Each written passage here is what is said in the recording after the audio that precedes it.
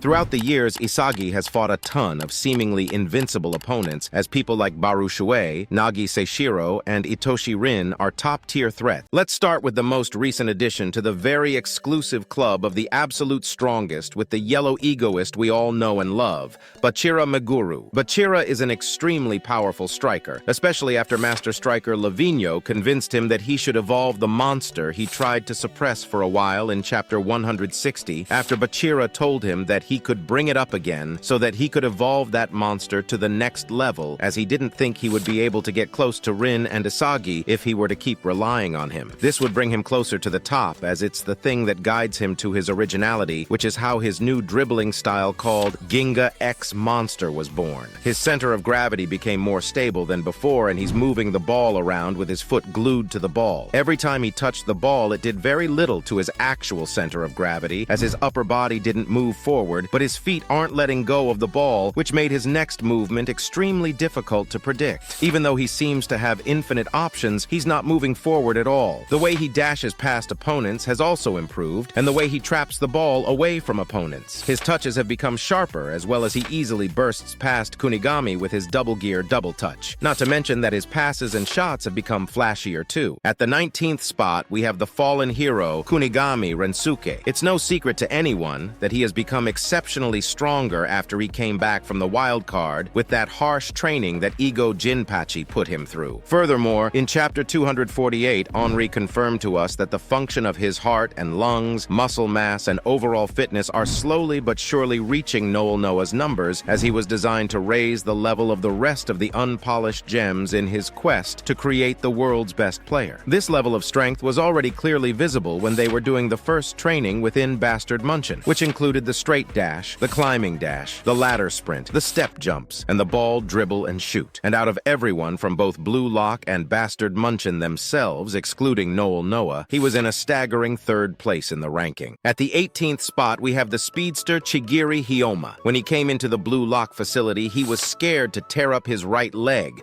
which meant that he was completely useless. But everything changed after he decided that he wanted to fight for his dream. But everything truly escalated after Chigiri met Chris Prince. The thing that helped him evolve was in Chapter 175, when Chris said that if they want to become the best striker in the world, they need to have a body that can host their ideals. Chigiri didn't want to pass the ball, as he wanted to use his legs to go past all the defenders and score goals as a striker, as we see him running past the Bastard Munchin defender with ease. He wants to control the left side, as Corona failed his sliding attempt in the process. It was Isagi's turn to try and stop Chigiri now, as he trapped the ball to the outside and dashed back through the left side to connect that speed to the goal. Chris recommended him to create a golden zone, which is a specific position tailored to you that would increase his scoring chances. We gotta know that Chigiri's golden zone is 44 degrees to the left, as he dashed past Mensa and broke into the penalty area with Mensa and Isagi in his way. He ran past Isagi and dribbled through his right side, as Kunigami tried to stop him this time around. However, it was after this moment that he did the unthinkable, which was getting to that golden zone using a ma cut-in through Isagi and Kunigami. The third step was a controlled shot, which was made possible through the centering technique that his body got used to in Bluelock. After this, he just aimed for his target and to the corner of the goal as he shot the ball into the right upper corner of the net. At the 17th spot, we have the incredible midfielder Hiyori Yo. Hiyori was known for just doing what their parents told him to and living their dreams, but everything changed when he played together with Isagi from Chapter 230 onwards. At the end of Chapter 236, Hiyori clearly found the resolve to put his daddy issues aside and become Isagi's right-hand man. The game continued as Hiyori trapped the ball. Nico was rushing up to him together with Lorenzo as they were aiming for a sandwich, but Hiyori took none of that and tapped the ball over Lorenzo through a back heel tap. After this, Hiyori and Isagi went past them for good through their combinations, and Hiyori rouletted past Perron. Hiyori nutmegged Abdi as the ball went to Isagi, and Isagi passed it back. He ran up the field using metavision as he realized what Isagi's plan was. After this, Hiyori tried to dash past Nico, but ended up trapping the ball as he proceeded to get into a shooting motion right after that. Lorenzo thought that he had read him perfectly, but that was not the case, as he missed his sliding, and Hiyori flicked the ball over Lorenzo's leg. After that, it was Baru's time to put a stop to Hiyori, but he already saw Isagi scoring the winning goal. They weren't even looking at each other as Hiyori passed the ball towards Isagi, who scored the winning goal. At the 16th spot, we have have the pure striker bluelockanime. This tyrant was a huge threat to Isagi as far back as Chapter 7, but the Neo-Egoist League was when he really started to pop off under the supervision of Mark Snuffy. In Chapter 215, Sendao passed the ball to King Baoru as he passed the ball to Nico. Gagamaru has no clue about who had the ball, and once he realized who it was already too late. In Chapter 216, he told Snuffy that he planned to not just be his successor, but become a striker that surpasses him, as his job was to help him become the king of the football world. At the 15th spot, we have the first person I'm mentioning from the Next Gen 11, which is no other than Ace Eater Don Lorenzo. With his incredibly flexible limbs, he was able to stop Michael Kaiser from advancing in Chapter 210 and relies on values to determine how big of a threat everyone is. Kunigami tried to steal the ball from him first, but he easily dashed past him by shifting his center of gravity a lot while moving past opponents. Reichi was the next one to challenge him as Lorenzo used his zombie dribbling to nutmeg Reichi and dash away. After this, he uses his other teammates to his advantage, sending the field into a state of total confusion. At the 14th spot, we have the reproduction machine Shido Ryusei. This demon, who was introduced in the second selection, is responsible for most of the casualties in and out of the Blue Lock facility, but besides his aggression outside of the pitch, nobody can deny that Shido is a powerhouse of a player who has recently popped off in the Neo-Egoist League. In Chapter 252, Charles delivered a pass to Shido without him even looking at the ball, as they were replicating what Isagi and Hiyori did at the end of their previous match against Ubers. Shido kept running ahead as they clashed and crossed their winning vision, which made him score through a header Robin Van Persie style. The 13th spot is an interesting one because this is shared between two incredibly competent midfielders in bluelock Itoshi Sei from the Next Gen 11 and Charles Chevalier from the PXG team. In Chapter 147, stuff really went down as the two broken brothers went up against each other, with Sei starting things off by running up to him while doing scissors. Rin tried to steal the ball, but Sei trapped it to the outside and tapped the ball up after that, showing incredible ball control as he tapped the ball past Rin with his back heel. Rin didn't like that though, as he caught up to him and was pressing him for possession. They were holding each other's shirts as Sei trapped the ball and tapped the ball to the outside again. It got extremely tense between the two egoists as they went in for one final dance, with Itoshi Sei stopping and tapping the ball past his left leg, but Rin eventually stole the ball from him. The thing that concerns me the most about Sei is that this man wasn't even breaking a sweat against Rin, which makes me wonder how good he would be if he actually tried. Charles Chevalier, on the other hand, really made himself known as a pure midfielder, as Sei is more like a jack-of-all-trades similar to Ryo Mikage. In Chapter 252, Charles got the ball from Karasu through a back-heel pass as he was about to pass to a certain someone. The ball pierced through Mensa and Kiora in an odd trajectory as he didn't aim for Itoshi Rin, but Shido Ryusei as he finished it off. The 12th spot goes to the one who has been Isagi's biggest rival since the first time they made eye contact, Itoshi Rin. He sadly hasn't scored a goal against Bastard Munchin yet, but in Chapter 244, he started off the attack and passed the ball around a bit as he eventually got the ball back from Charles Chevalier and scored the first goal of the match. The reason Rin is above his older brother is because Sei got beaten by Rin in the end after all, hence why Sei is not higher on the list. The 11th spot goes to the German, who has been trying to make it extremely difficult within the Neo-Egoist League for Isagi, as it's no other than the Blue Rose Michael Kaiser. He was actually so much of a threat that I considered and still consider him more of a threat than eyelashes. In the recent Chapter 262, we see that Kaiser is about to awaken as he got humbled by Isagi, which we will discuss later on, but let's go over his most recent goal against Ubers in Chapter 220. Isagi was passing towards Yukimiya, and just as Lorenzo was intercepting the ball, it actually got intercepted by Kaiser as he finally stopped marking him. He's been waiting for this moment as he outread Isagi's entire thought process. Just as he was about to shoot, Sendao dashed towards the egoist, but it was a fake as Kaiser tapped the ball over him,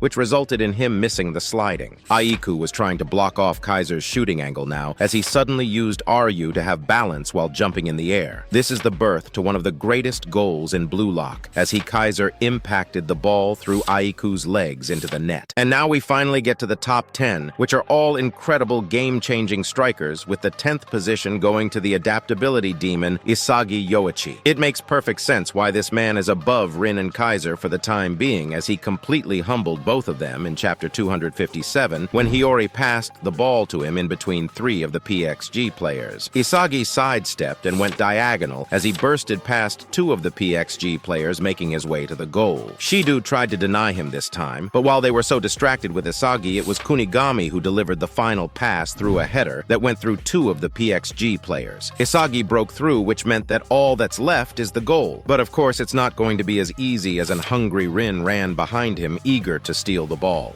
But of course, it couldn't just be Rin, as Kaiser did his Excuse Me Part 3. Isagi can never score a goal in peace, which is why he was forced to evolve as a striker. They are only focusing on his movements, which is how they reacted to him so quickly. Isagi didn't know what he should do as it suddenly clicked for him, creating a new attack. He faked a shot with his left leg as it went over the ball, but rather than trapping the ball, he went for a shot as it pierced through the goal, which he calls the 2-gun volley. Now they've got the front row seats of Isagi's conquest to achieve his dream. But that's it for the Isagi glazing for now. Let's briefly go over the 9th to 6th place now, as they're all from the World 5 team that Rin's team had to face at the end of the 2nd selection, starting with Dada Silva at 9th place. The only thing I could really say about him is that he has got a strong body, whilst also being able to jump pretty high, as he scored once with that incredible height as well, completely overpowering RU. In 8th place, we've got Adam Blake, as his physicality is completely insane, because he was able to overpower Tokimitsu and make him fall on the ground, while the tyrant Baru wasn't even able to budge the guy, which is crazy. In 7th place, we've got Leonardo Luna, as his aura looks like the Room ability from Law in One Piece. His scissors are extremely quick, just like Bachira, as he easily nutmegged Itoshi Rin and scored the winning goal for the World 5 team. In 6th place, we've got Pablo Cavazos, who kind of resembles Charles, with that accurate pass through Isagi and Bachira, as it landed perfectly at Dada Silva. And later that match, Cavazos even managed to score a goal that landed with a beautiful right curve like we see from Rin's shots. These positions are quite interchangeable, as we've seen very little from each of them, but they certainly deserve their place in the top 10. Now we get to the absolute pinnacle of football, starting with the 5th spot, which goes to Lavigno the Dancer. In chapter 164, we can literally see him go toe-to-toe with Noel Noah as he faked going to the outside and tapped the ball to his right leg after that anyways. He trapped the ball to the back this time, as Noah failed to reach it in time, as it's literally a one-on-one of gods from different worlds. Isagi tried to get in, but that was a stupid idea, as that created an opening. This made Lavigno flick the ball over him and use him as a wall to prevent Noah from stealing the ball away. He goes away and proceeds to cut through the bastard Munchin defense. After that, he got into a one-on-one with the goalkeeper as he prepared to shoot, but the keeper fell for the bait as he tapped the ball over him. And after this moment, he proceeds to score a goal in the coldest way possible, which is through a back heel.